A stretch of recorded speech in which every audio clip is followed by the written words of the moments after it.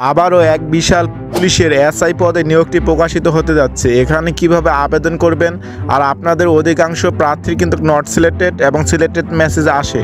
এটা কি জন্য আসে এই সম্পূর্ণ ভিডিওর মাধ্যমে বলে দেওয়ার চেষ্টা করব। আবার অনেক প্রার্থী আমাকে প্রশ্ন করতেছেন, এখানে কি এসএসসি পাস করে কি এসআইতে যোগ দেওয়া যাবে? সম্পূর্ণ এই ভিডিওর মাধ্যমে বলে দেওয়ার চেষ্টা করব। আশা করি সম্পূর্ণ ভিডিও দেখবেন।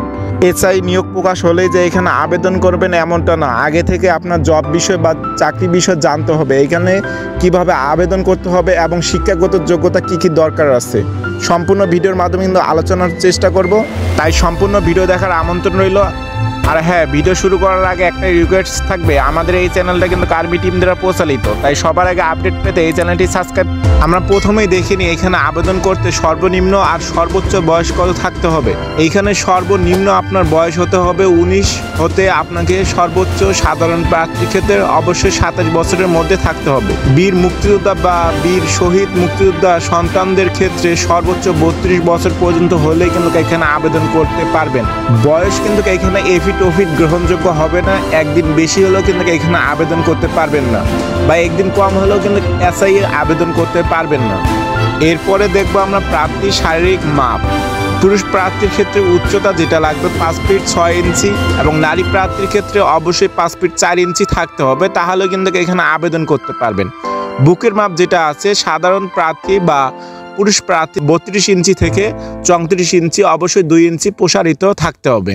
নারীদের ক্ষেত্রে কোনো বুকের মাপ প্রযোজ্য নয়। এখানে দেখতেই পাচ্ছেন ওজন যেটা থাকতে হবে, এখানে বয়স অনুযায়ী আপনার কিন্তু নির্দিষ্ট পরিমাণের একটা ওজন আছে, সেই ওজনটাই কিন্তু থাকতে হবে। দৃষ্টিশক্তি অবশ্যই 6/6 হতে হবে।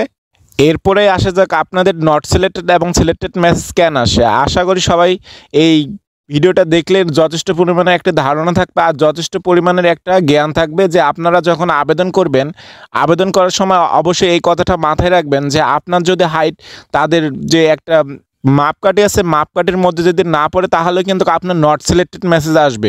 আপনার হাইট অবশ্যই একটু বেশি দেওয়ার চেষ্টা করবেন এবং উচ্চতা অনুযায়ী আপনার জানি বয়সের সাথে এবং ওজন মিল থাকে, তাহলেই কিন্তু আপনার নট সিলেক্টেড এসএমএস আসবে না।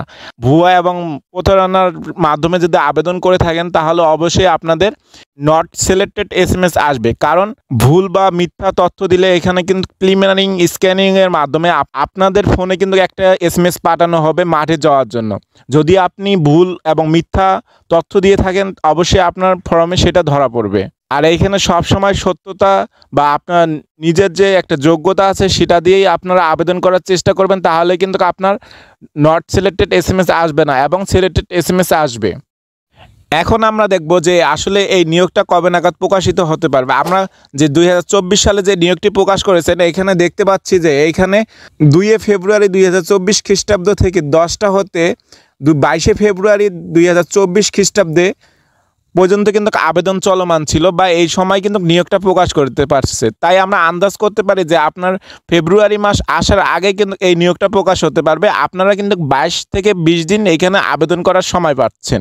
সো আশা করি সবাই বুঝতে পারছেন এই নিয়োগটা কবে নাগাদ প্রকাশিত হতে পারে। যদি কেউ না বুঝে থাকেন অবশ্যই কমেন্ট করবেন, কমেন্টে যথাযথ রিপ্লাই পাবেন। আর হ্যাঁ, আমাদের এই চ্যানেলটা কিন্তু আর্মি টিম দ্বারা পরিচালিত, তাই সবার আগে আপডেট পেতে এবং ডিফেন্স সম্পর্কে কিছু জানতে অবশ্যই কমেন্ট করবেন, কমেন্টে যথাযথ রিপ্লাই পাবেন।